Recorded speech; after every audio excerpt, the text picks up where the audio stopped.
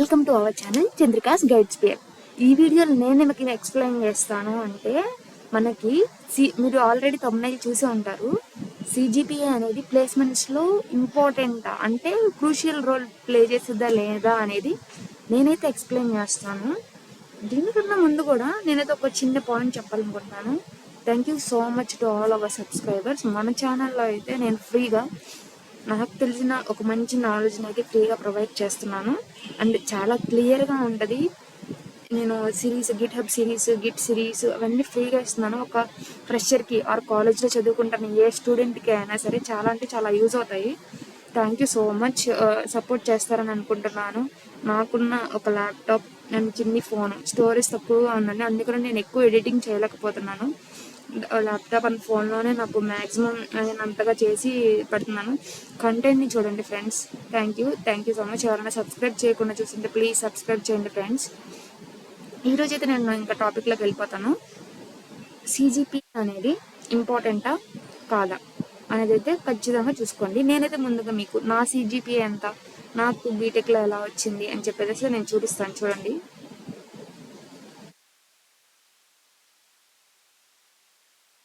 కనబడుతుందా మీకు? I hope it will visible to you. And first class with distinction అండి.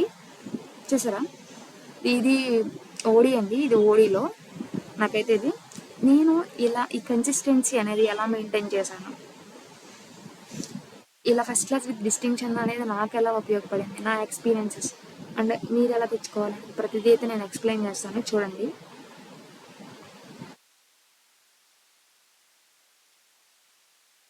GPA అనేది ప్లేస్మెంట్స్లో ఇంపార్టెంటా కాదా?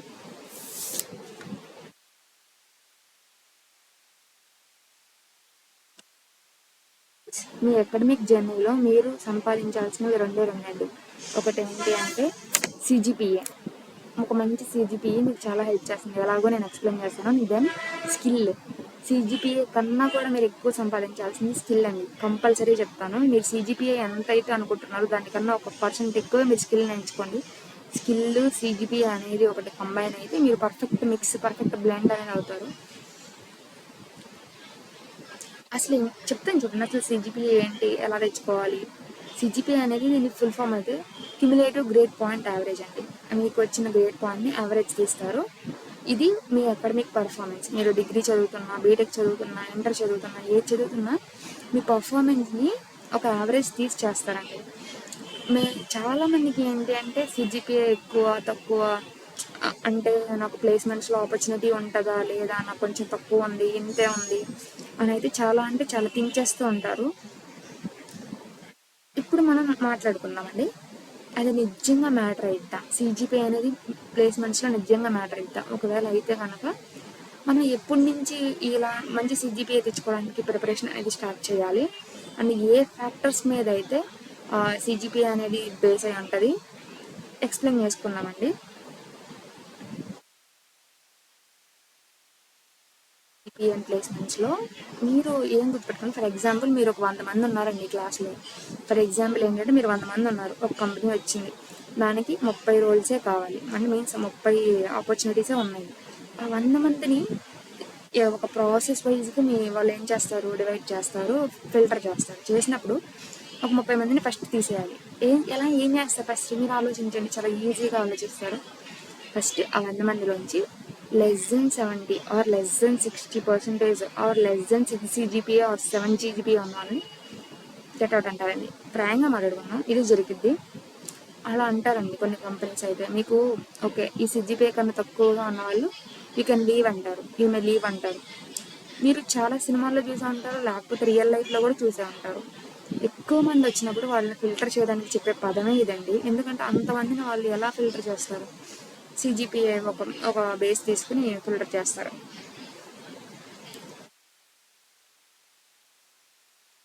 ఎలా తెచ్చుకోవాలి అండి, మీరు బీటెక్ ఆర్ డిగ్రీ మరి ఇంటర్ చదువుకుంటున్నప్పుడు మీకు చివరికి అనిపిస్తుంది అయ్యో సిజిపిఏ లేదు, తక్కువగా ఉంది అని.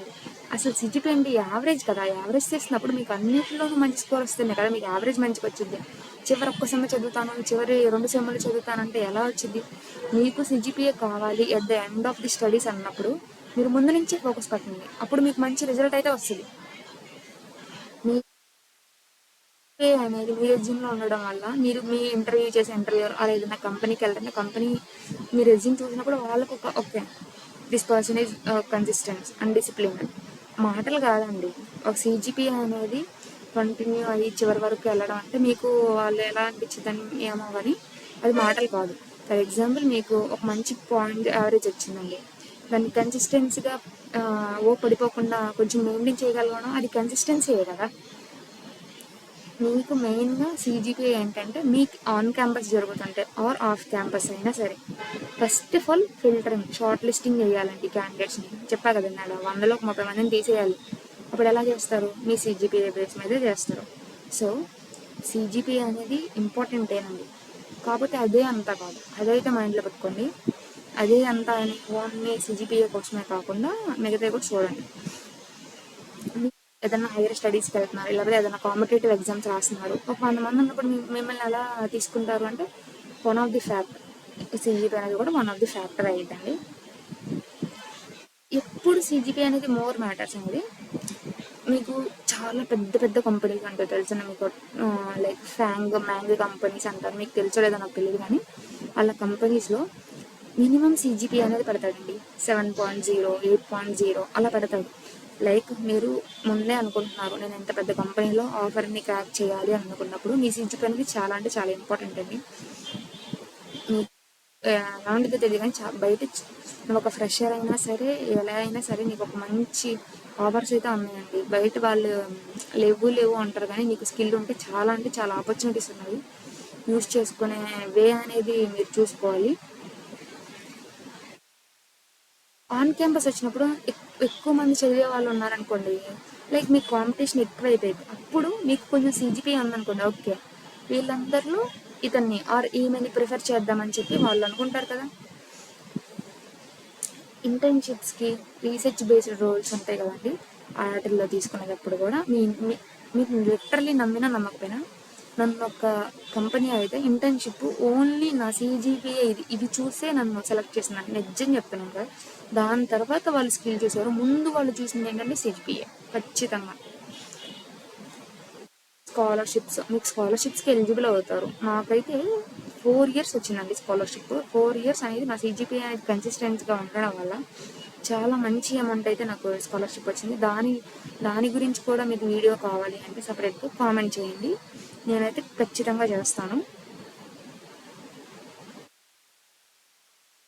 ఎప్పుడు సీజీపీ అనేది తక్కువ రోల్ అంటే మీరు ఏదైనా స్టార్ట్అప్ కంపెనీ చిన్న కంపెనీస్ని ప్రిఫర్ చేసినప్పుడు, like focusing on test interviews మీద ప్రిఫర్ చేసినప్పుడు, ప్రాజెక్ట్స్ అనేవి స్ట్రాంగ్గా ఉండి మీకు స్కిల్ అనేది మీకు 100కి 80% స్కిల్ ఉంది అన్నప్పుడు మాత్రమే మీ సీజీపీ అనేది తక్కువ ఇంపార్టెంట్ అయిద్దండి. ఇది ఫ్యాక్ట్, నిజం చెప్తున్నా కదా. మీకు స్కిల్ అనేది 90-80% ఉంటే అప్పుడు మీకు సీజీపీ అనేది పనిచేయలేదు, అక్కర్లేదు దట్ మచ్ అంటే అంత అక్కర్లేదు.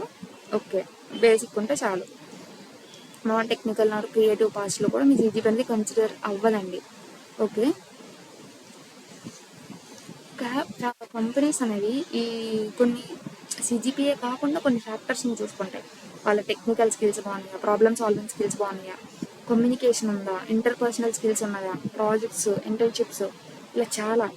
ఒక కాన్ఫిడెన్స్, మీతో ఒకరితో ఒకరు మాట్లాడే కాన్ఫిడెన్స్ ఎలా ఉంటుంది, ఇంటర్వ్యూస్లో యాటిట్యూడ్ ఎలా ఉంటుంది, కన్సిస్టెంట్గా లెర్న్ ఆ కన్సిస్టెంట్గా లెర్న్ అనేది మీకు చాలా ఈజీగా తెలుస్తుంది. మీ రెజ్యూమ్లో మీరు మెన్షన్ చేస్తారు మీ సీజీపీఏని. మెన్షన్ చేసినప్పుడు ఓకే అబ్బో ఈ మనిషికి ఇలా కన్సిస్టెంట్గా ఉన్నారు, సీజీపీ మెయింటైన్ చేస్తారు, అది కన్సిస్టెన్సీ ఉన్నట్టే కదా.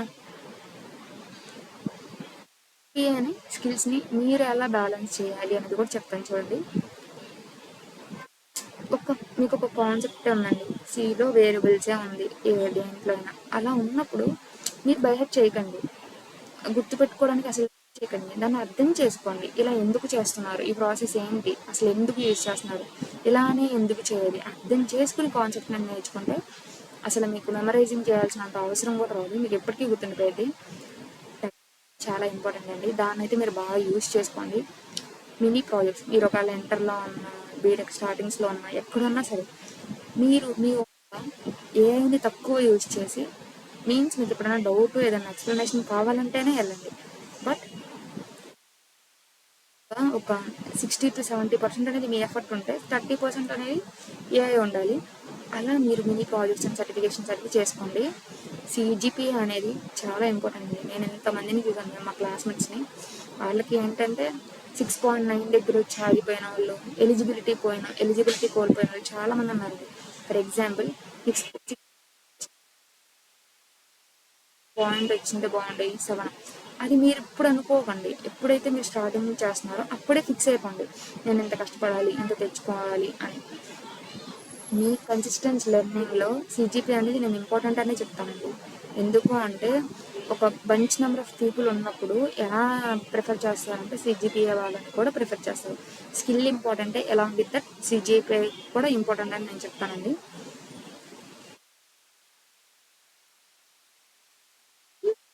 Important along with CGPA also. CGPA అనేది మాత్రమే అంటారు. మీరు ఒకవేళ బైహెడ్ చేసి ఒక 9.6, 9.7 తెచ్చేసుకున్నారు, మీకు స్కిల్ లేదు, దానివల్ల నో యూజ్. మీరు ఏది చేసినా బ్యాలెన్స్డ్గా చేయండి, లేకపోతే స్కిల్ అనేది కొంచెం ఎక్కువ పెంచుకోండి. మీకు కాన్ఫిడెన్స్ ఉండాలి, మంచి యాటిట్యూడ్ ఉండాలి, అడాప్టబిలిటీ స్కిల్స్ ఉండాలి, అన్నీ ఉండాలి. అలాంగ్ విత్ దట్ సిజిపిఏ కూడా ఉండాలి. కంటిన్యూస్ ఇంప్రూవ్మెంట్ మీద మీరైతే ఫోకస్ చేయండి. ఫర్ ఎగ్జాంపుల్, మీరు ఏ ఫస్ట్ ఇయర్ ఏ ఇంటర్లోనో ఉన్నారు, మీరు ఇప్పుడే ఫిక్స్ అయిపోయారు నాకు ఒక 9 సిజిపిఏ రావాలి అని చెప్పేసినప్పుడు మీరేం చేస్తారు అంటే ఒక ఒక సెమ్కి వచ్చేసేపాటికి మీకు 9 సిజిపిఏ యావరేజ్ అనేది 9 పైన ఉండేది చూసుకోండి. అప్పుడే కదా మీకు చివరిలో యావరేజ్ చేస్తే 9 పైన వచ్చేది. మీరు మధ్యలో ఎక్కడైనా 8 తెచ్చుకున్నా కూడా మీకైతే యావరేజ్ అనేది చూసుకోండి. మీకు 8 కావాలా, 7 కావాలా, 9 కావాలా, ఇది మీ ఇష్టం, మీరు ఎంత అనుకుంటున్నారు. Along with that CGPA maintain skill also. నేనైతే మీకు నా సర్టిఫికేట్స్ చూపిస్తాను. నేనైతే ఏమనుకున్నానంటే బీటెక్లో కొంచెం ఏంటి అంటే ప్రతి సెమ్లో నేను 8 పైన మెయింటైన్ చేయాలి అలానే అనుకున్నానండి. మీకు ఒక సెమ్ చూపిస్తాను చూడండి.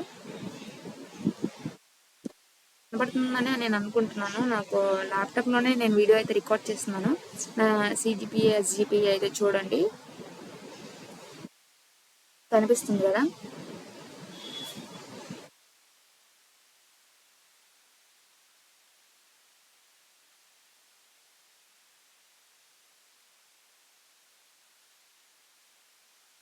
ఇలా ప్రతి సెమ్లో నేనేం చేశాను అంటే 8-8.5 అబవ్ అని స్కోర్ చేశానండి.